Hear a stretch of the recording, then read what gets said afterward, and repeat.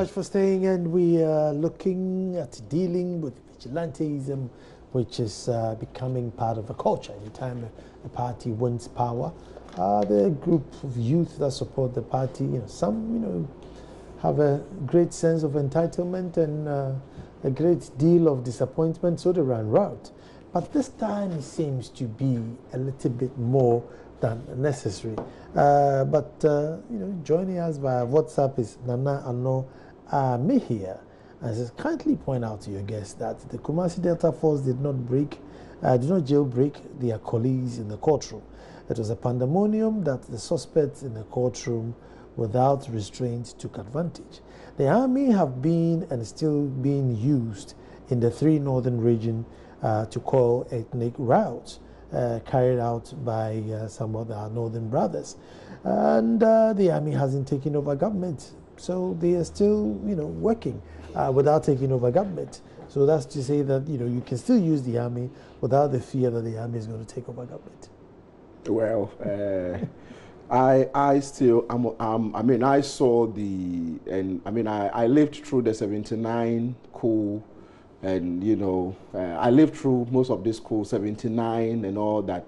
And anyone who lived in Tema those days, Tema was a hotbed for the 79 coup.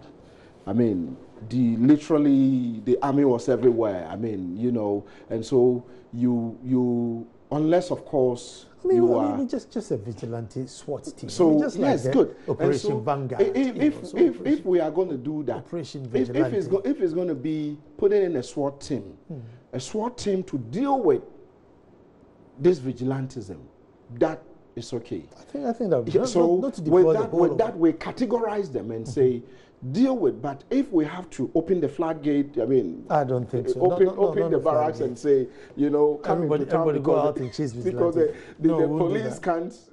Because the truth is that there are several incidents where the civilians have been either beaten, maimed, and probably the police were not able to do what was expected. And so mine is that if we have to put in a SWAT team to deal with this vigilantism, I would support it. You support it. And that should be done, a joint, something between the police and the military. They go in there. If you find yourself around that area, what you were doing there is up to you. They deal with you the way they have to deal with you. If that will be the solution, that would be fine.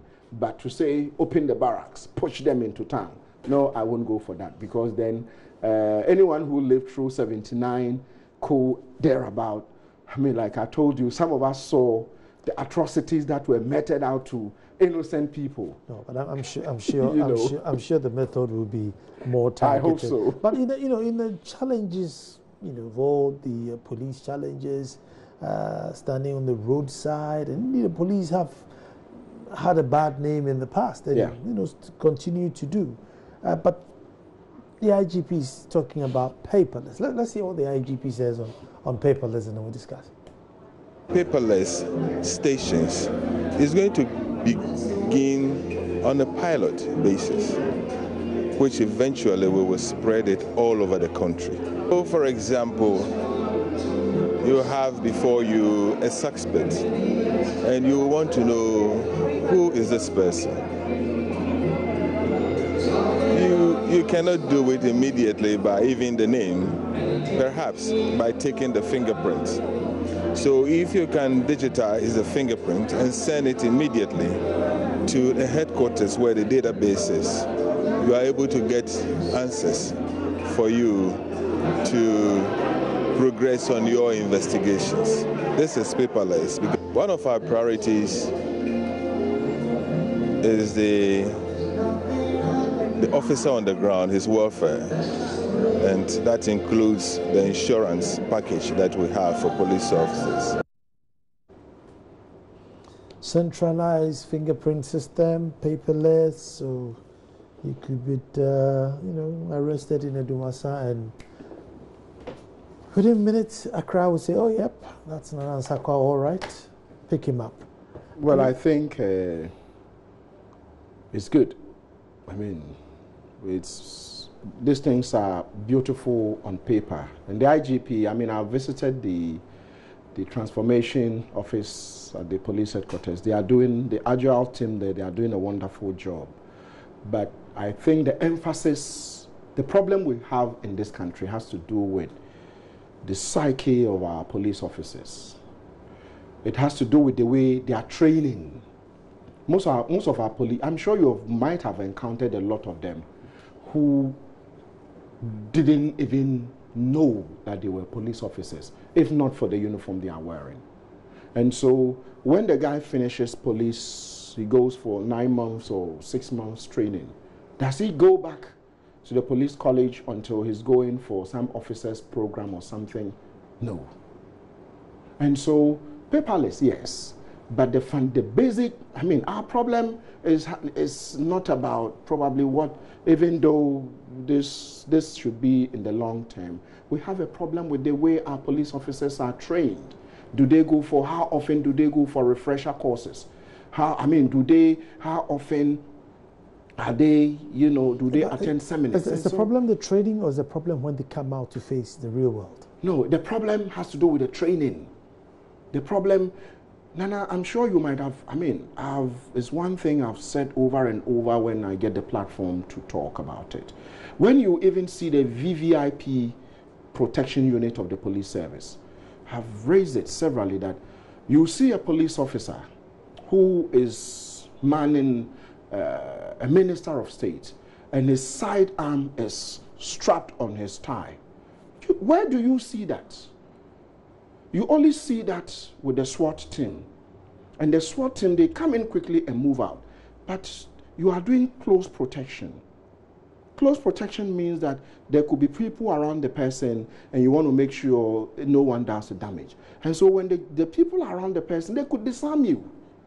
And so it has to do with the training, Nana. It has to do with the training. Paperless, yes. But if you, I mean, how is this going to be implemented if the police constable at the ground is not trained properly? He's finished police training school 12 years before he's promoted, or whatever years before he's promoted to the next rank, and he goes in and the guy never goes for no refresher courses. I have had an incident. I mean, a reported incident at the police, East Legon police station last year, and this issue went to court. The investigator who was investigating the case didn't have a clue what he was doing. I had to petition the CID headquarters, and I gave them 9 areas I thought the guy didn't do right. 8 of them came back right. It tells you that I am not a police officer, but I know the work of the police investigator more than he knows his work. And so, I think as a people, have we also looked at the investment into the police service? We haven't. Do we know the budgetary allocation for the Ghana police? We don't. Well, recently they've been, quite tooled. No. You see, when you hear quite tooled, what numbers are we talking about, Nana? I mean, they will tell you that we are spending maybe 2, 3, 4 million into cocoa. Do you usually hear figures, or you hear they've been tooled? Well, for security reasons, they never give you a number. No. What I'm trying to say is that what I'm trying to say is that tell us you are spending $1 million to tool the police, so that we can question how this money was used and how it wasn't used. But unfortunately, and so you see, I don't want to go there. I mean, this whole Botche report and all that. These days, there's nothing that is so secretive. You think it's secret, somebody has it. And so the information you think national security doesn't want to release, somebody has that information. So what are we talking about? And so as a people, we need to start asking the tough questions. Paperless. Do they even have the terminals? And so, but I mean, if they are now going to go paperless, then I'm sure they're now going to create the terminals and then obviously train. Maybe 2 officers per station, maybe not every policeman, but 2 officers per station or something would do it. But what I want to find out is, do you then take, fingerprints of everybody or only fingerprints of people who have committed crime and build a database of criminal fingerprints to double check? But even that, the IG, I mean, he's a nice guy. The IG is saying this pilot. I believe, I mean, I'm not a lawyer, but I believe they would need to get some legislation put in place, because then you can't just take me as a suspect and begin to fingerprint me, isn't it? There should be some, I mean, I'm sure the lawyer should be able to tell us more. I'm not a lawyer. But the truth is that, just like you said, are you going to catch, at what point is a guy going to be fingerprinted? Are we going to start fingerprinting suspects? Or we are going to be fingerprinting, because I'm aware they fingerprint, what do you call it, criminals. When you are declared as a criminal, it means you've been convicted. So you are fingerprinted. Once you are, convicted, they fingerprint you. They have the analog way of fingerprinting you. And so at what point are they going to fingerprint you? And so we need to know all this. And so I would want to say, yes, paperless, but the truth is that we still have our police officers living in barracks. I mean, they still live in all these tower blocks or all these concrete buildings. I mean, until we can get the police officers move, make them be part of us and begin to feel the pain the ordinary citizens go through when they are robbed. It is going to be difficult. You will deploy all the paperless whatever. And so let's get the fundamentals right. I think that the basic fundamentals has to do with the way the police officer is trained. Let's move them out of, what do you call it, their current, where they live. I mean, they are put in, you go to maybe, what do you call it, the Tesano training, the Tesano police depot or so, and you would have a barracks and they are all there. And you go to the other side of Alajo and the crime is going on and there's no police officer. And so that is a problem. I mean, you don't think it will reduce their challenges? Which challenges, Nana? I mean, what are the challenges? I want to know, what are the challenges? I mean, challenges with, we are investigating. Then you go to the police station with the simplest of all problems, and we are investigation. Sometimes it's just ID problems. So if there could be a central system where you can just hit and say, well, that's him, or well, let's ID him, could probably reduce the investigation time. It will be one problem solved, but that will be one of the minutest problem solved. It will be just one problem solved. It will be 1 out of 10 problems solved. But I would say it's a step in the right direction, in the sense that we currently don't have it. And so let's begin to pilot it and see how we can do a rollout. But I think that there should be a lot of investment going into the area of policing and the rest. We don't have it. And so if the IGP might have good ideas, he wants to, go to the transformation office, is wonderful, superb.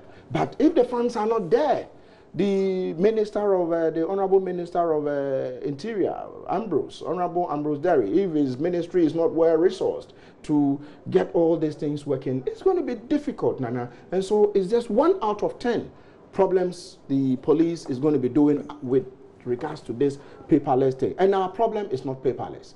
Not that we don't know the criminals. Not that we don't know the suspected criminals. We know them, isn't it? We know them, but it's the will. It's the ability, the will, the will to, make sure these guys are. Are you saying that because of paperless, political vigilantism issues would be a thing of the past?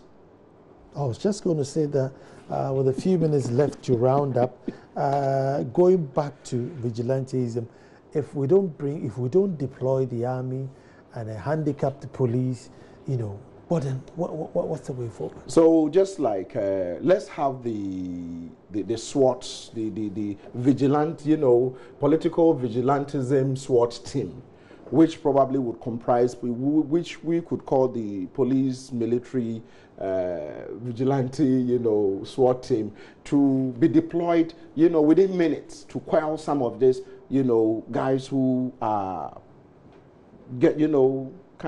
taking all of us hostage. And so we can put that in place. If we put that in place, but I'm just wondering, it means we have to put that in place all over the country, because it's not limited to one area. But when you talk about Galamsey, For instance, we know certain areas where, so you can deal with them. But today you could have an uprising there, the next day you have it here. And so probably if we have to look at a strategy. But I think that we have to do that as soon as possible. It is important, Nana. It's important that we nip it in the bud as soon as possible. There's a PhD in impunity. Definitely must stop. But once again, I want to say thank you very much for all your well wishes, particularly all those who trekked down to Edumasa to celebrate with us. Say I am entirely grateful to you. I want to say thank you very much to Adams Bonner for, in-house security expert. Thank you for coming. And to you at home, tomorrow we're back to do this all over again. It was good to be back. Thank you.